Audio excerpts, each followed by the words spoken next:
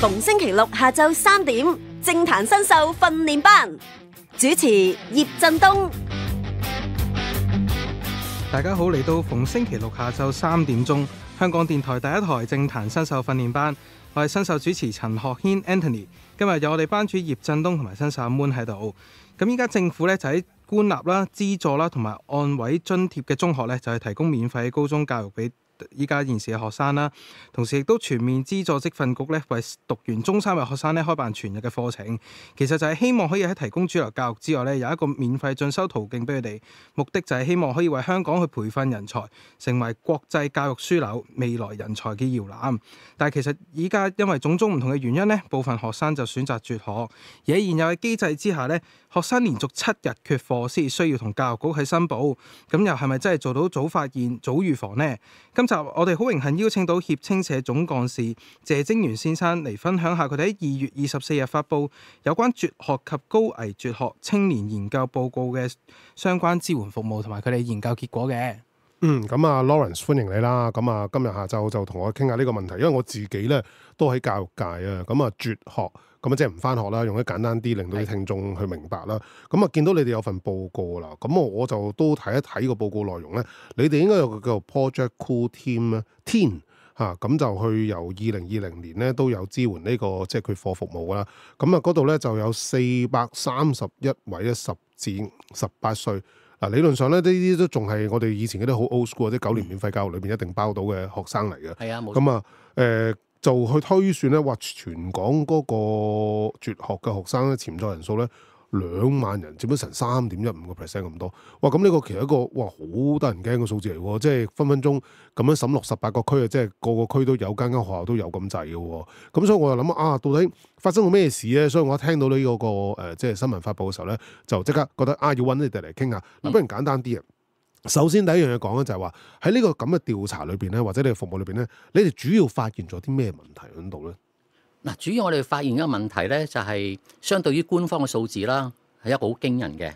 大家睇到2萬真係好驚人啊！係啊，因為喺根據翻官方咧，如果冇記錯嘅話咧，佢喺15年至20年嗰段時間咧係有啲嘅官方數字嘅，但係嗰個數字咧其實睇落又唔多嘅喎，佢係0.4左右嘅全港中小學人數佔咗0.4嘅輟學學生嘅啫喎，其實佢係 OK，咁但係咧佢大約都係2000零人喎，但係個數據出咗嚟咧就發覺到，喂，喺我哋經驗之中唔係喎，我哋出嘅所一發就係3.1幾喎嚇，大約接近係官方數字嘅公佈數字入邊爭咗個0喎，我加個0上去，所以大家覺得好震驚啊！之處理咁樣，但係其實好老實講，呢個係我哋所真係發現到嘅數字。咁點解會有情況出現呢？正如所講啦，頭先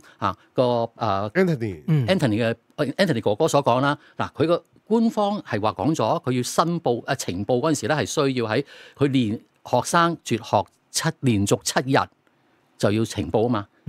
咁如果好簡單啦，我哋一啲嘅潛在輟學嘅學生，何謂潛在咧？就係返學唔穩定嘅，佢可以係成日遲到嘅，佢可以係一個禮拜返1日、返2日，或者係一個禮拜返半日，佢唔使呈報咯。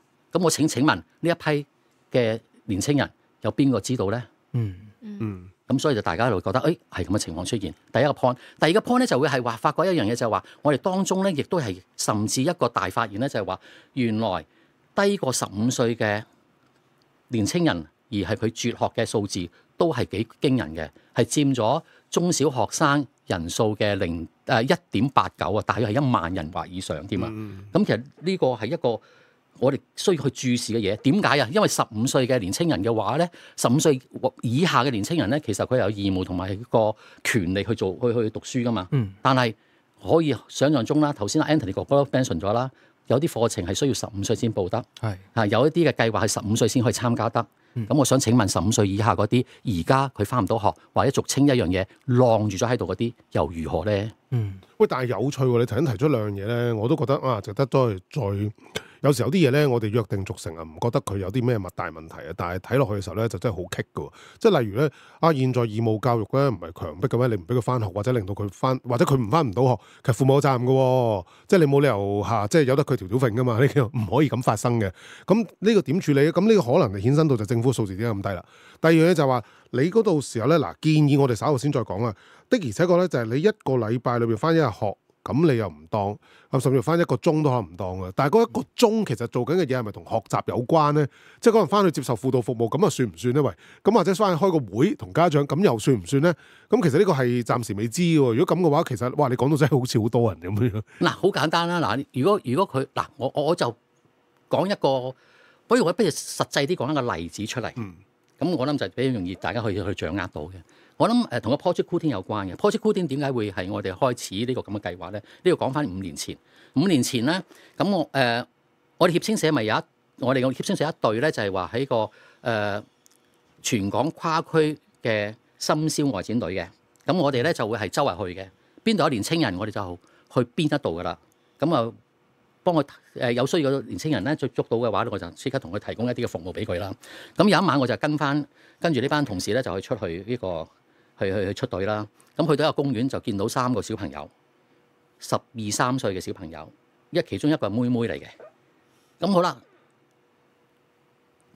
見到佢之後，我哋大家可以同佢一齊咧，就話有講有傾啦，建立個關係之後，咁就好簡單啦。嘻嘻哈完之後，喂就開始慫恿佢，喂翻得屋企就翻啦，始終喺街度危險啊嘛。好啦，有2位啫肯翻屋企，我送咗翻去啦。仲有一位妹妹就話：我唔翻啦，都唔需要翻啦，我翻屋企做乜啫？我屋企而家都冇人嘅。好啦，咁我話：咁唔緊啦，咁我翻我哋中心啦，中心坐低多啲了解。咁翻學情況又如何咧？佢話：翻學唔翻都得噶啦，只要我每一個星期翻去出席一下，報一報到咁就得噶啦。之後我再翻唔翻學校唔理噶啦。咁我想問一個問題就係話，究竟呢個妹妹又如何咧？咁你話佢計唔計嗰個鐘頭咧？你可以用數字去計話佢翻個學校咯。但事實上佢翻個學校嘅作用就係報到啫嘛。咁學校嘅好處就係咩啊？我唔需要呈報咯。嗱，我唔係話學校錯，學校對於呢方面係束手無策，因為當時係冇一啲嘅適當嘅支援服務去幫學校去處理呢件事。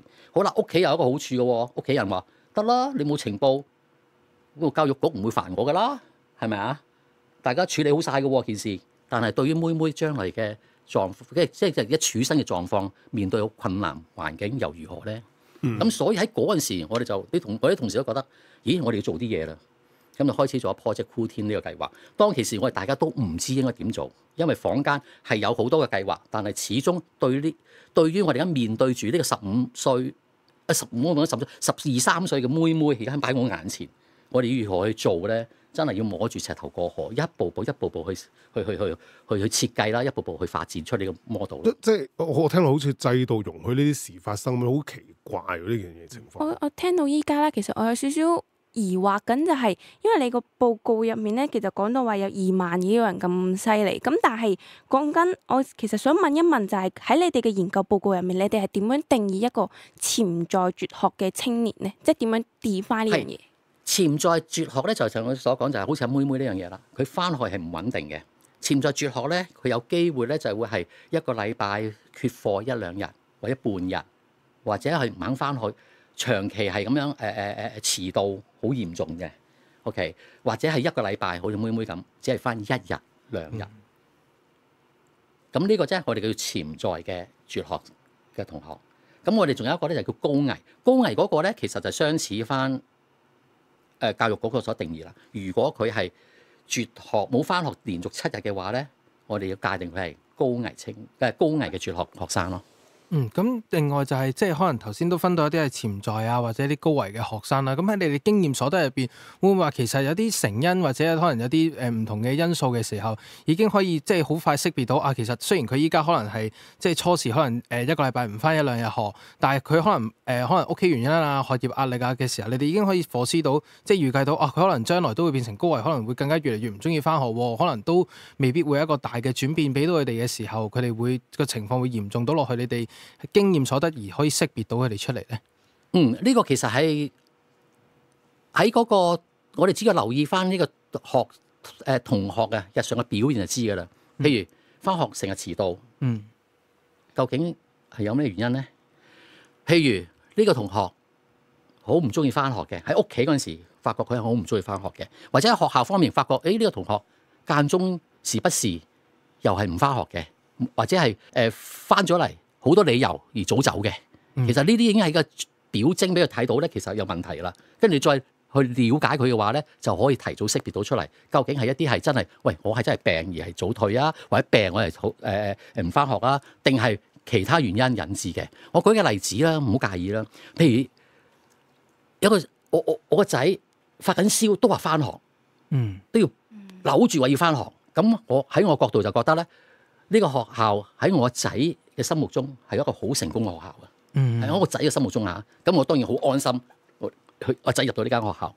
倒翻轉，如果係阿仔，佢成日都話明明嗰日好精神，琴日玩到好癲，但係今朝起身就話：哎呀，我好攰，我好辛苦，我又好似有啲發燒，好似喎嚇。咁但係咧就話原因就係我唔想翻學，或者扭住我唔想翻學，你好唔願意。咁其實要去大家深思，即係去深透究一下，究竟係咩原因引致佢唔想翻學？喺呢個情況之下，我覺得學校喺小朋友嘅心目中呢間學校其實失敗嘅學校嚟嘅。我唔係話學校嘅失敗，係小朋友心中入邊嘅感覺，呢間學校對佢嚟講係失敗嘅。頭先有講到個例子咧，就係佢雖然病咗，但係佢都係好努力咁樣掙扎，諗住去翻學啦。咁我諗啊，佢可能呢一個 case 底下，佢未必都唔係一個高危嘅。即係高危嘅 case 嚟嘅，咁佢可能單純係會唔會係因為有一啲學習上面嘅壓力，迫使佢即使好唔中意，但係佢都係強制自己去翻學。咁呢啲算唔算得上係高危嘅 case 咧？咁去到即係我接住落嚟啦。咁又有第二個問題就係話喺你哋呢個研究入面有冇揾到一啲主要嘅原因係令到佢哋唔想去翻學咧？頭先你所定義嘅係咪因為病，無論有咩原因啦，係病咧而唔翻學？咁係咪足夠6個係有冇連續係7日冇翻啦？如果連續7日冇翻嘅話，就係高危啦。否則嘅話，我可能係界定佢係一個潛在啦。但係有啲潛在嘅，我哋當然有啲個案係正常情況之下，正如頭先所講，病唔翻學正常啦，或者嗰刻佢心情真係唔係太好，一次半次係正常啦。但係持續性嘅咁嘅情況都出現嘅話，呢個一定係高危㗎啦。爭在佢原因係屬於個人嘅原因啦。學校嘅原因啦，定係家庭嘅原因啊？咁同呢一度咧，我諗回答翻你第二個問題咯。所以一個年青人佢引致佢輟學嘅話咧，其實係有個人嘅方面啦、家庭嘅方面啦，同埋學校嘅方面。我諗喺個人嘅方面咧，可能係我相信一樣嘢就係話喺個人佢自己本身嘅特質方面啦，可能佢自己嘅社交技巧唔得啦，可能佢本身自己已經係嗰個學術嘅基礎係差啦，OK， 或者係唔好嘅經歷啦。去到學校之後咧，嘅適應相對地引申到咧係好一個好唔高興。學校對佢嚟講個環境係一個失敗嘅環境。咁然之後我唔想翻學咯。所以係個人同埋學校或者係家庭全部嘅關係係有連貫，有一啲嘅關係喺度嘅，係藤撚瓜冷藤嘅情況出現嘅呢樣嘢。好啦，喺家庭方面有啲咩問題咧？可能家庭問題咧就有機會嘅情況咧就係話本身係一個複雜性嘅家庭啦。可能係父母其實嗰個感情上嘅複雜關係，引致到家嘈屋閉，或者係管教方面，令到個小朋友有一啲嘅壓力，或者係管教不善，佢寧願唔喺屋企，我仲好中意出街，而影響到佢個學歷又好等等方面嘅。另外一個又都有機會嘅係喺經濟上嘅。咁呢啲等等係家庭引申到俾年青人一啲嘅壓力啊，或者係一啲嘅唔好嘅經歷咧。同樣地咧，影響到喺個人方面去處理呢件事嘅能力，跟住喺學校方面引申出嚟一啲學校嘅問題，可能開頭係細，但係學校問題細問題可以引申到學校可能同家長講，引申咗家長對佢嘅不滿，於是就變成一個家庭嘅問題、父母關係嘅問題。喂，我啊即刻諗啲奇怪嘢，但我見阿 Anthony 咧就已經皺晒眉頭，我等阿 Anthony 咧講咗先。係啊，因為即係好多問題啊，或者唔同成因咧，令到學生唔去翻學啦。但係其實最主要係即係你哋會點樣可以發現到呢個學生？咁啱啱有講到可能係 Project Cool Team 嗰個計劃，就可能喺即係深宵嘅時候揾到啲學生，即係了解到佢哋啦。另外會唔會其實都多咗即係你哋有咗呢個計劃之後，學校嘅之間嘅關係可能都深咗嘅時候，佢哋都會主動同你講我哋即係有啲咁嘅學生，咁駐校社工亦都可以聯絡你哋去揾到呢啲學生，有啲方法幫到佢哋咁樣。果然心有靈犀喎，因為我就係啱啱就覺得呢個怪位。為啊，因為冇理由係社工或者協青社走去揾到佢哋噶嘛。因為個最大原因就係、是，如果你成日講學校，咁學校老師對住佢哋，其實係個時間更加長噶嘛。同埋現在個班師比係低咗嘅喎，即係唔同我哋以前讀書一班42個學生，一級200幾人。現在其實唔係喎，我早1、2日去一啲學校度參觀嘅時候，去探訪一班得個10幾人嘅啫喎，咁都睇唔到，冇理由啊！咁其實即係應該佢一早好快揾到嗱，因為呢節咧得翻幾分鐘啫，不如俾你回應下先。好啦，咁好快啦，我呢個回應啦，其實好簡因為我頭先所講咧係我哋早期發現嘅情況 ，OK 嚇。咁我如果頭先所講咧就話，如果係我哋點可以早期去發現到咧，其實同意啦，非常之好 Anthony 所講啦，或者係阿葉教授所講啦嚇 ，OK。咁就係學校方面係可以多啲留意，多啲關注學生嘅狀況表徵，然之後及早去發現。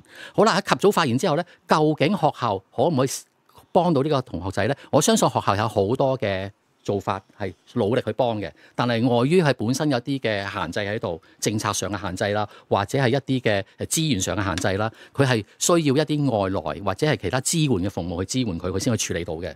咁而家嚟講係比較缺乏嘅，咁所以佢就算佢而家係揾到呢個年青人，但係有時束手無策。我舉個例子，啱啱校長有個校長都同我打個電話，我1月有一個嘅潛在學生，我哋覺得佢有機會變成高危，我哋已經幫佢報咗某一啲嘅課程，不過呢個課程係4月先開班，而家係1月至3月，咁做咩咧？又如何咧？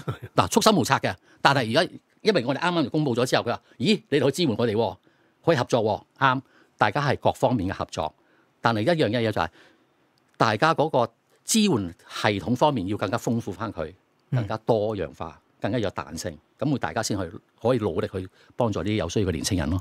但係現在咧，其實投放落去學校或者年青人個資源咧，其實唔少喎。甚至乎頭先阿 Moon 個問題其實都未答啦，就係到底會唔會學業壓力，或者其實唔係冇活動啊，唔係冇課程啊，唔係冇興趣啊，而係多得滯咧？喂，咁而家有時多得滯嘅時候，分鐘都係一種壓力嚟嘅喎。你睇下依家啲即係個個中學生1年去3次交流噶嘛。係啊，冇錯啊。咁你嗰啲每晚都仲要寫500字反思，咁唔係唔使做噶嘛？係咪先？咁嗰啲又冇計算在內咧？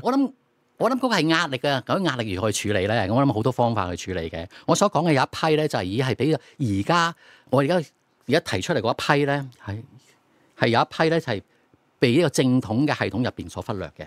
我哋要去處理，因為呢一批可以有引申到好嚴重嘅後果。咁啊，所以嗱，我諗呢個咧，我哋仲可以有少少時間討論嘅，就係話啊，咁係咪現在嘅嘢係唔適合佢，令佢嗱，我唔想用失敗啊，或者唔即係啲係有價值判斷啊。但係倒翻轉頭咧，其實我一路諗緊翻學，無論咩年代咧，唔係應該開心嘅咩？因為我見你有啲 case 嗰度講咧，唔翻學就會少一個煩惱嚇。佢分享嘅時候咁講，但係其實學校唔係應該開心上學嘅咩？即係無論咩情況底下翻學都應該開心嘅喎。咁但係現在頭先聽你講嘅時候係好似唔開心喎。但係即係我唔想話間學校係咪一個學生心目中係咪失敗？但係我覺得咁起碼佢肯定唔開心先啦。佢唔開心咪唔想翻嚟咯。咁但係現在我哋其實好 supermarket model 嘅學校裏邊真係好鬼多嘢發生緊，冇理由唔中嘅喎，應該中到一飯，令到佢都係想翻學嘅喎。嗱，我可以咁講。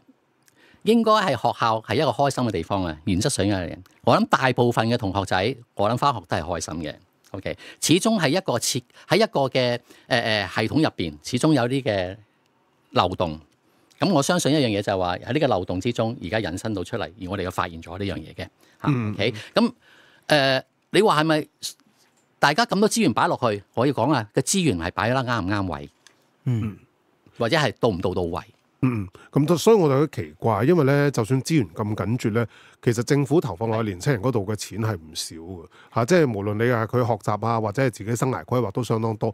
咁但係點解都仲有呢啲情況發生啦？咁啊頭先阿 Lawrence 講咗就係話有漏洞，咁啊當然我哋又睇下嘅，亦都今日嘅討論就係話個漏洞裏邊，我哋將來可唔可以即係堵塞咗佢，或者倒翻轉頭就諗係咪可以令到資源用得其所咧？因為好多時咧培育年青人咧，好多時我就覺得真係因材施教係好重要㗎。你唔係乜都俾晒佢，佢就會中意。有時多得滯咧，即係以前有位即係名人講過，肥到都唔識着襪啦，咁對佢嚟講都唔係一件好事。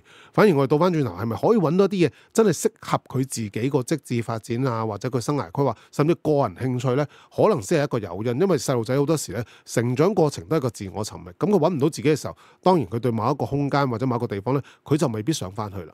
咁今節嘅時間呢都差唔多啦。喺3點半新聞翻嚟之後呢，我哋繼續同協青社總幹事謝晶元先生呢繼續傾下有關青年輟學嘅問題啦。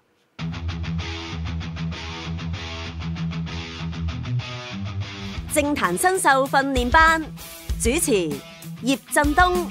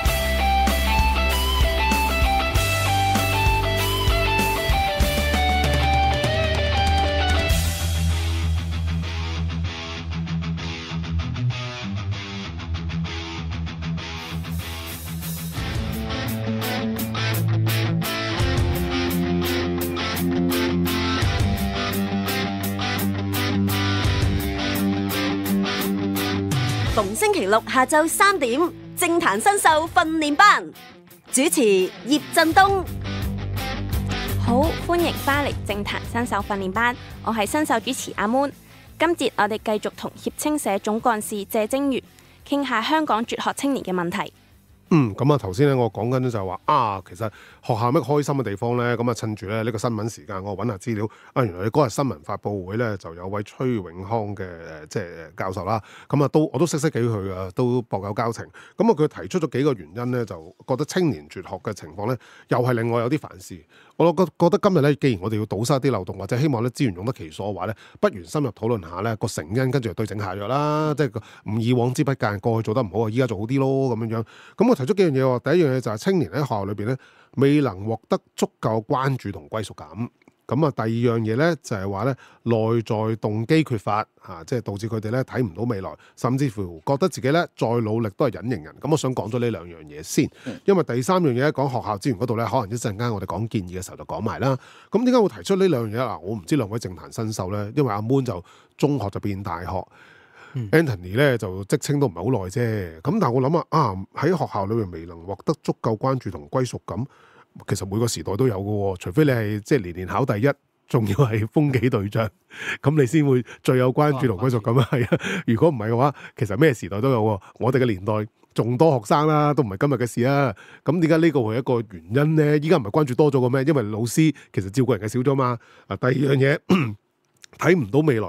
咦，真係覺得自己再努力都係隱形人，咁大灣區就喺你隔離啫喎，咁應該機會發展係啊，冇理由啊！喂，咁你兩位覺唔覺得係咧？我知阿 Moon 以前好努力讀書嘅，係啊，但係我會即係因為我自己都係過來人啦，我會好明顯感受到其實係真係好大壓力嘅。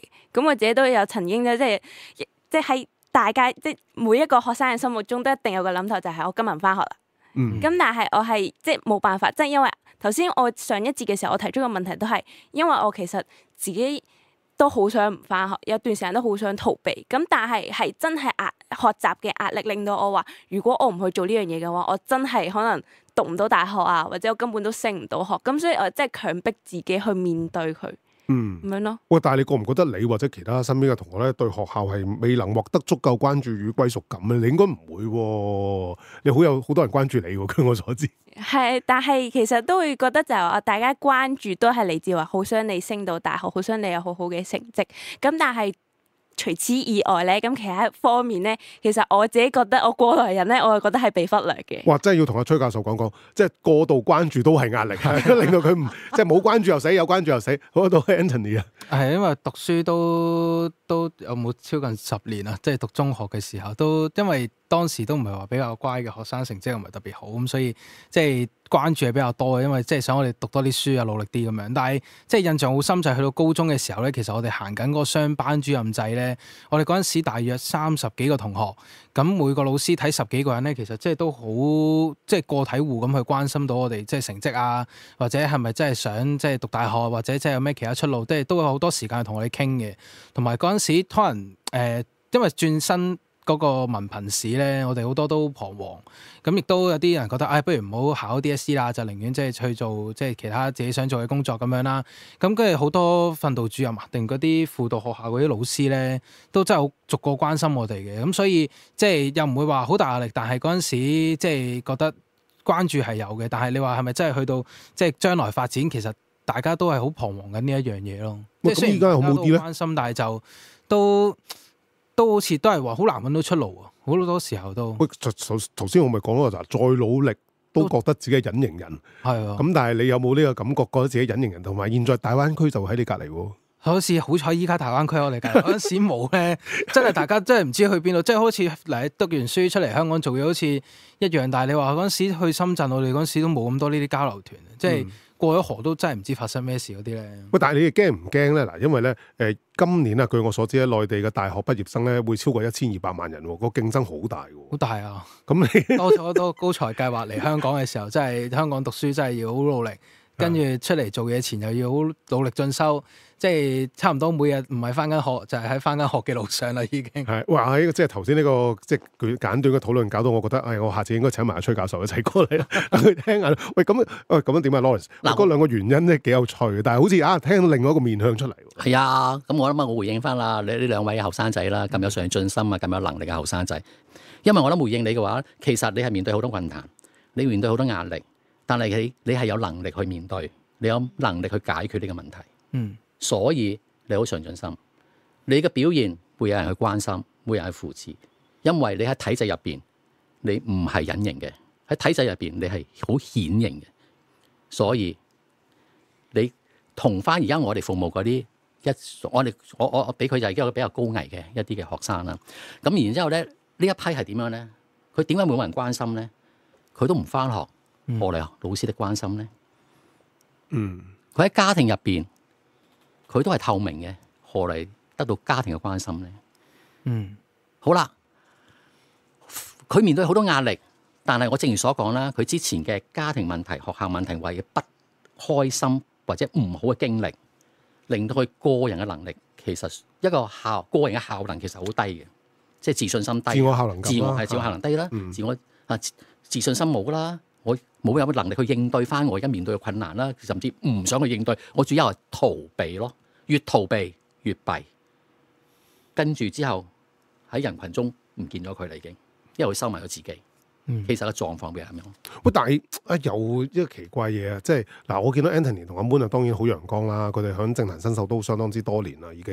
咁但係又諗下啊，其實我哋推正向思維又係推咗好耐喎，正向教育又係推咗好耐。當然有啲人就批評就好似因為推嗰啲人咧自己真係超級正向，就未見過啲唔正向嘅嘢，咁所以咁咪好正向咯。咁但係實際上社會有陰暗面㗎嘛。咁但係問題上，我哋諗啊，咁係咪我哋喺呢個推動上面有啲嘢都係即係捉不着癢處咧，甚至乎有時可能分分鐘會令到啲後生仔就覺得，喂，你講緊風涼話，我根本都唔係咁。咁如果咁嘅話，我哋繼續推落去，其實係有問題嘅。我覺得未至於呢個位置嘅，始終有佢嘅有一個效果喺度嘅嚇。咁但係正如所講啦，我一個比喻啦，一把萬能匙其實唔係開晒所有鎖，係開到某一類嘅鎖嘅啫。咁所以我係要多樣化嘅服務，唔好淨係一集中喺某一樣度。我哋要再係多彈性、多樣化嘅服務咯。另外就係因為即係有陣就我哋睇翻嗰個報告，其實你哋嗰個計劃亦都好成功，即係令到好多學生繼續跟住投身去校園入邊繼續去學習啦。跟住當中即係可能佢哋仍然都要面對嗰啲種種唔同嘅即係壓力啊、學業啊、家庭啊嗰啲。咁你哋係用咩原因或者一個手法去令到佢哋覺得啊，即係其實翻去學校入邊都係一個即係對自己又好，對其他身邊人都係一個負責任嘅做法，就係繼續去投身翻去校園入邊嗰個生活咧。呢個好簡單啫，令到佢喺校園之中係變翻顯性咯，大家可以關注到佢咯，令到係老師、其他同學可以關注到佢咯。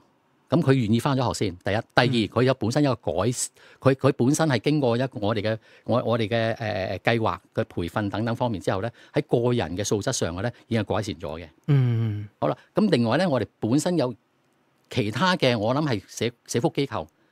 大家有參與嘅一個個案有機會咧，佢係我哋唔同嘅單位去跟進嘅嚇，家庭服務部啊、外展服務啊、社工啊，我哋可唔可以合作？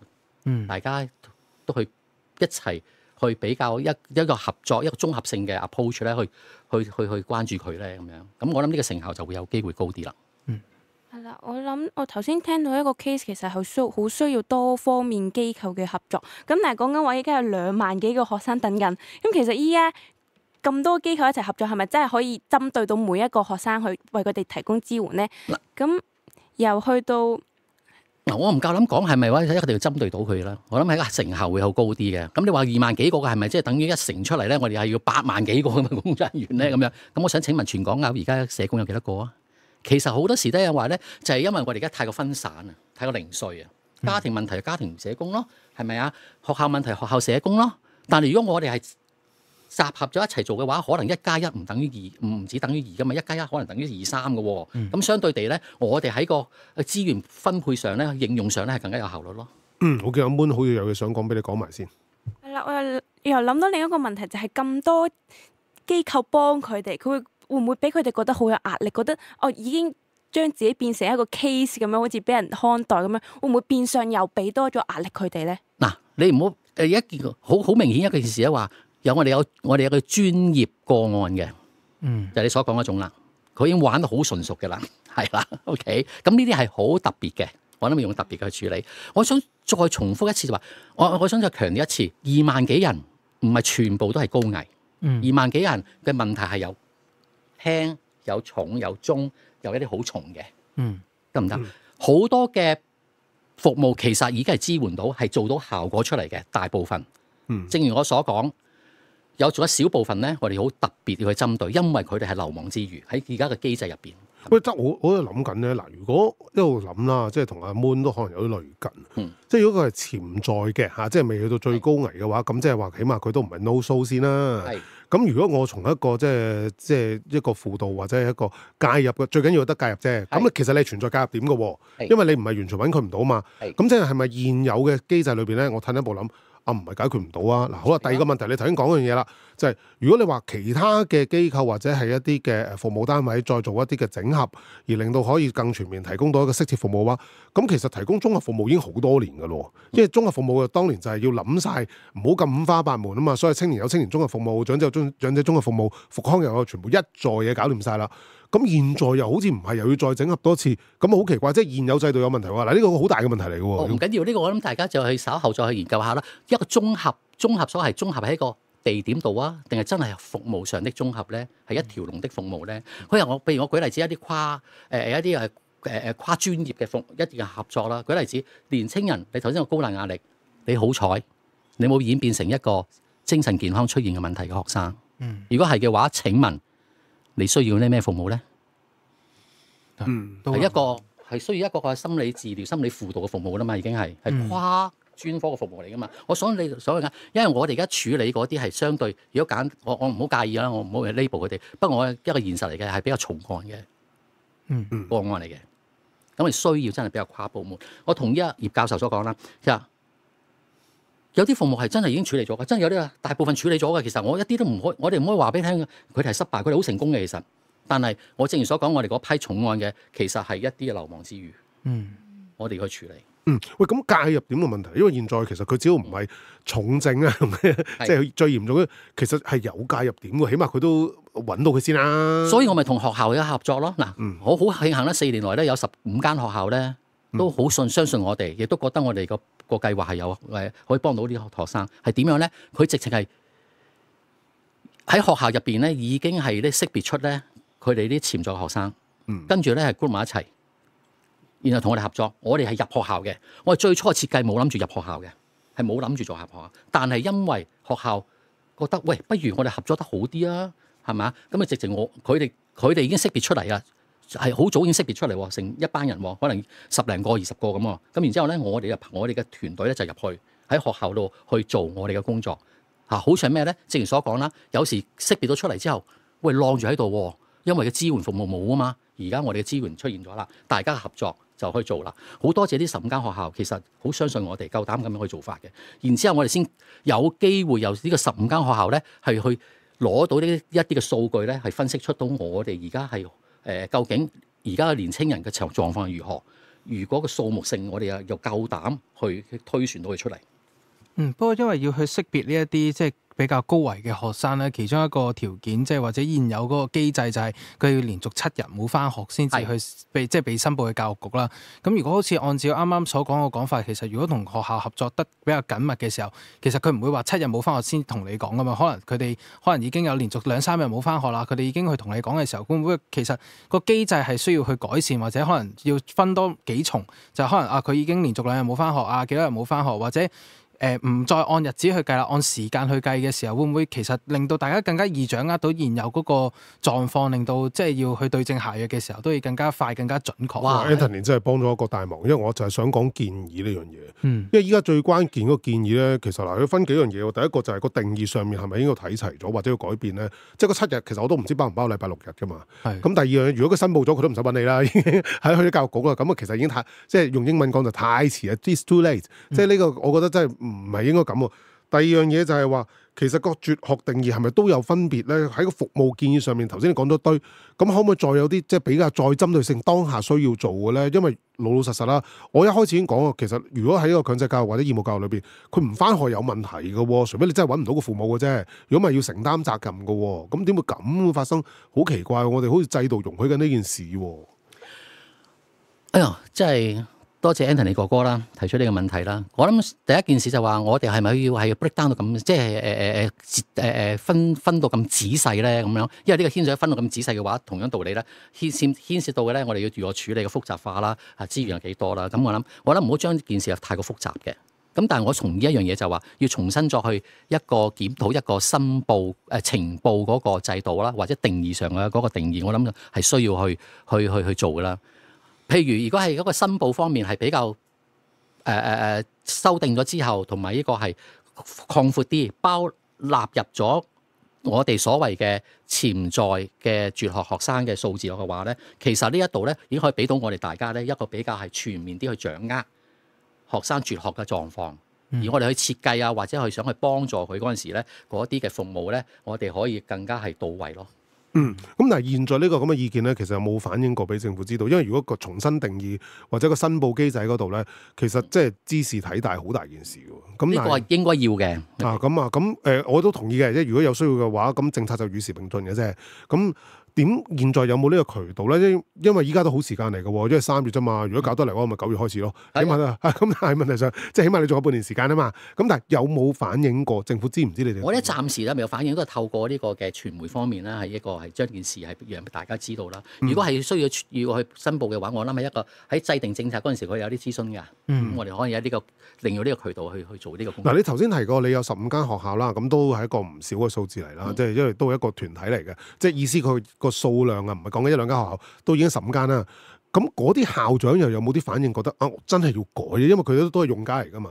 因為如果改咗話，可能對佢都方便嘅喎，老老實實。呢個我諗要問翻個校長啦，佢有冇係有呢個概念啦？因為我呢刻唔可以代表佢啊。但係我有冇反映過？佢哋有冇同你講過需要？都覺得同意。我哋又未去到呢個位置去交你啊！我哋大家都係比較係着重喺學生當時嘅呢個係佢嘅狀況啦，佢個幸福感啊，佢個改善嘅嗰個情況啊咁樣咯。我哋而家係 focus on 咗係個，因為我哋需要係一個係青年人嗰個需要咯，係咪？以人嘅以青年嘅即係個人嘅需要嗰個做一個本位咯，而去設計呢樣嘢，而唔好淨係一個比較籠統嘅做法去做一件事咯。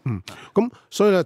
最後就問下，就係話個服務建議，你講青年人需要啊嘛？咁你頭先都講嗰啲統整啊，不如當下就講下，喂，咁你覺得依家有啲咩需要咧？因為其實現在青年服務都真係好五花八門嘅喎。係好多，應該亦都佢有功效。我真係講一次，唔好功效，唔好話你。佢真係做得，大家都係做得好嘅，大家都努力嘅。而家我需要嘅話咧，就係一啲嘅一啲嘅縫隙啦，一啲嘅 surface gap 嗰方面嘅位置啦。譬如具體啲可唔可以？我舉例子，譬如而家我哋啦，15歲樓下嗰啲。我俗稱我喺度晾住喺嗰啲，我哋有冇啲新年性嘅服務咧去支援佢咧？因為佢真係唔想翻學嘅，但係佢又未到歲數，所以佢出路未到歲數15歲，所以出路又好狹窄。咁又如何咧？咁樣咁我哋會唔會喺呢一方面係設計多啲嘅彈性嘅，有啲有趣，佢好有興趣嘅嘢，透過呢一方面嘅嘢，令到佢個人嘅學習動機加強，令到佢唔會脫節得咁遠啦。另外喺一啲佢嘅自我效能方面嘅提升啦。咁然之後去面對將來，當佢一到係15歲夠期嘅話，其實出路又廣闊翻㗎啦。咁但係而家唔夠嘅話，我可唔可以豐富咗呢一方面嘅嘢咧？佢冇興趣喺邊方面咧？因為我諗緊，如果學制上面咧，嗱，早前咧教育局都有一個好大膽嘅嘗試，但係呢個咧其實真係幫咗好多後生仔嘅，就係個應用學習課程咧，就由中5先開始有咧，就變咗中4，變咗佢就其實咧就中4開始咧就變咗就可以唔使有正規嘅教育啦，就可以做其他嘢，但係嗰都係正規㗎，都一樣可以考 DSE 成㗎咁樣。咁啊，其實你咁講法嘅話，咁啊可能教育局即係話，我現有喎，不如我再降低啲去到中3啦，咁咪即係得咯。佢可以嘗試呢個話，再去做一個研究啦。但係我舉個例子啦，我真係有一個例子係比較大型掌握嘅。OK，我哋現時有一個妹妹嘅。OK，佢而家就係一樣嘢咧，返咗學之後咧，就係個零月之後，因為個人嘅問題或者係同老師嘅關係嘅問題。OK，跟住個零月之後佢唔返學㗎咯喎。咁又如何去中3、中4相關性嘅課程可以得益啫？咁呢個係人際關係一樣嘢要處理嘅嘢啦。但當然啦，但係唔係有個問題出現咗嘅喺學校度，跟住佢唔返學啦已經。明白嘅，咁咧當然咧呢個都係複雜嘅。我諗咧呢班年青人咧，我哋都需要關注嘅。始終雖然數字上面咧，頭先羅雲叔講係一個即係針對亦都比較少數啲啦。咁但係問題上唔係等於佢哋我唔使理。我哋花咁長時間去討論咧，都希望有啲嘢咧係真係幫到佢哋，係亦都希望佢哋咧真係可以學習嘅時候咧，都有個開心嘅過程咯。今集嘅時間就差唔多，我哋再一次多謝協青社總幹事謝晶元同我哋一齊傾咗香港輟學青年嘅問題。多謝各位。以上節目內容純屬嘉賓個人意見，與本台立場無關。